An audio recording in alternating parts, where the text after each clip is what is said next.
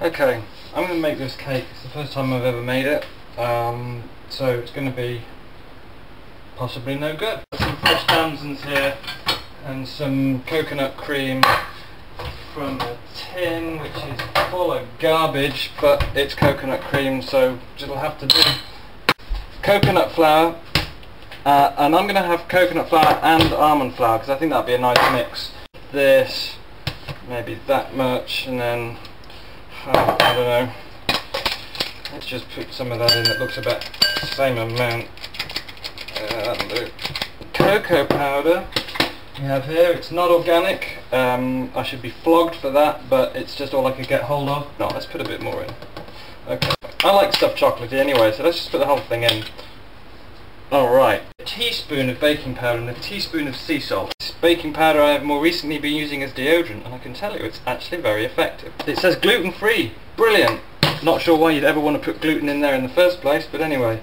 And then the sea salt here, okay.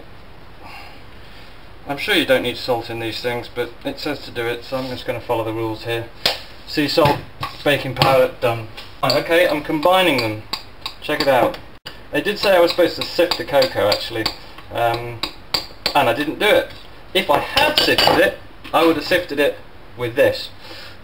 I'm sure it'll be fine. I'm just going to do a bit of manual sifting on that cocoa powder because I'm conscious that there are a few lumps in there. Very hard to get a coconut flour in the UK, by the way, or at least it is in physical stores. I'm sure you can get them in the online.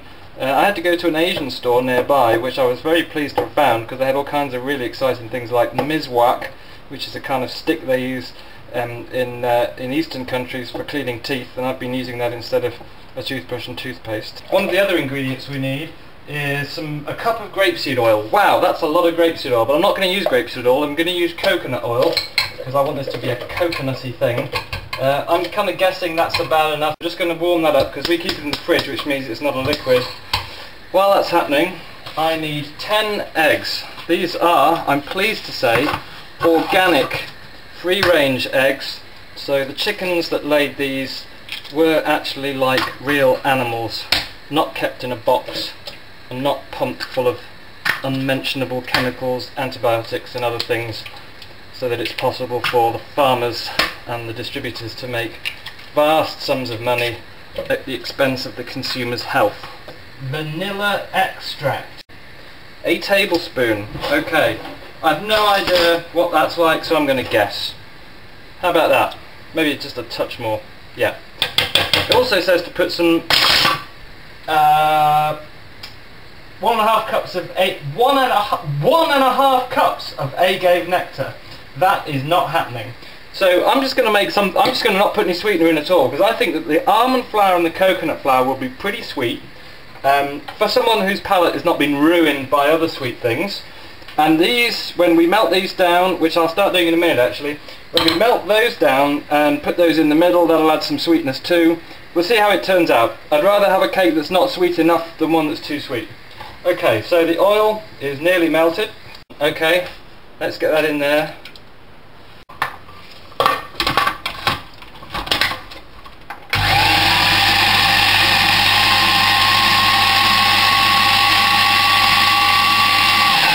Add the dry ingredients into the large bowl and continue to blend. Wow, that is spooky. It just turned itself on. I'm going to add the dry mixture, but I'm going to add it half at a time.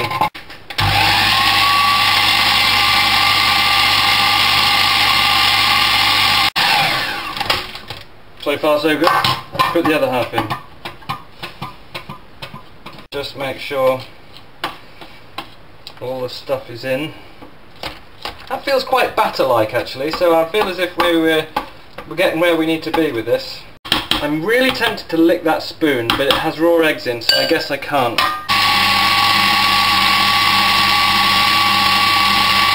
Right, I'm going to assume that that is blended. I don't know, maybe it's 9 inches.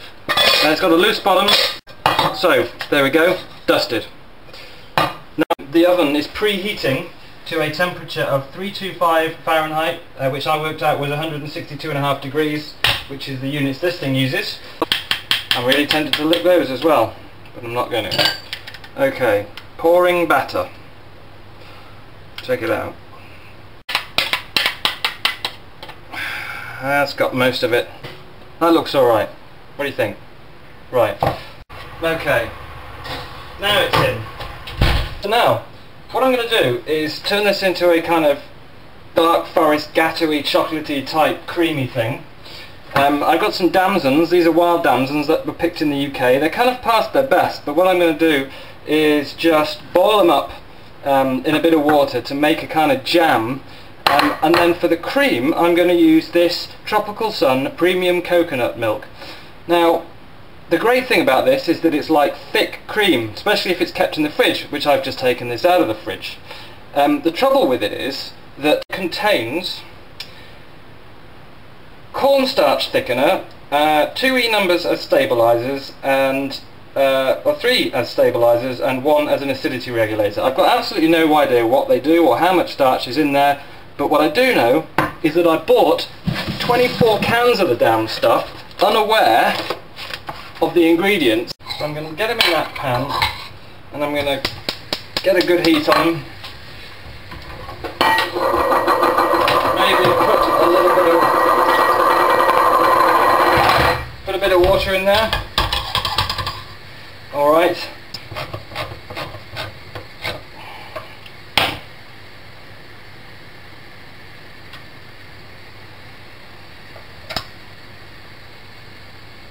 And the weird thing is, it doesn't look anything like I expected it to.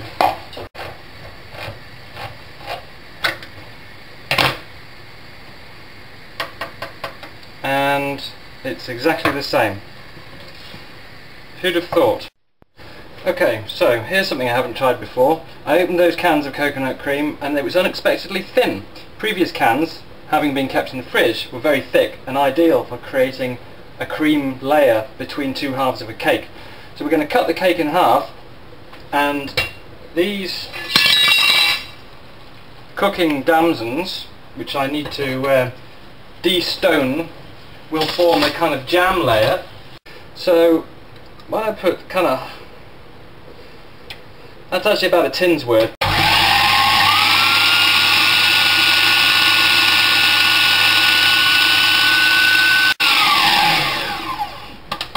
I think our conclusion is that creating thick cream is something, by whipping alone, is something that can only be achieved with dairy cream.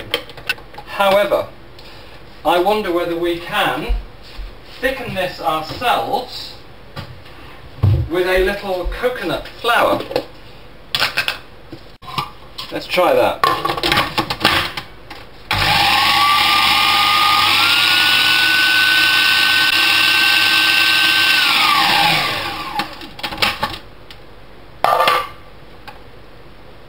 Well, it still clearly is not thick enough, so I'm going to try some more. Guess there's a lot of coconut gone into this cake one way or another. Okay, so I've finished simmering this damson jam. Let's see how sweet that is.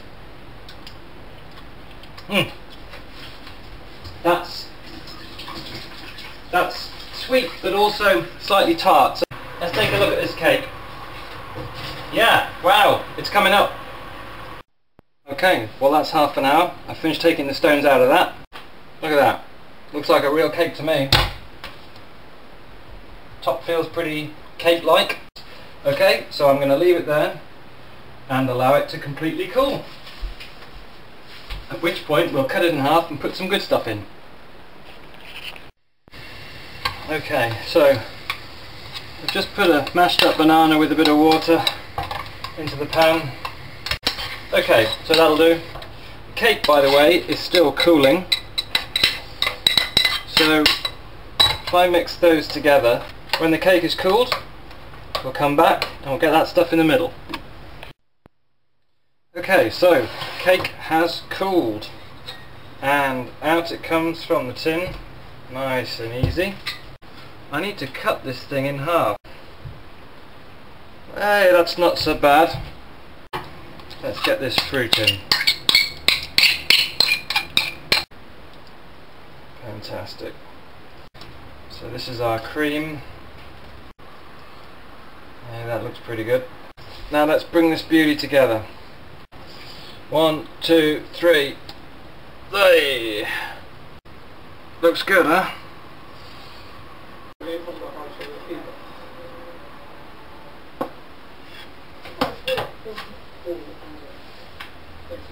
Mmm. Superb.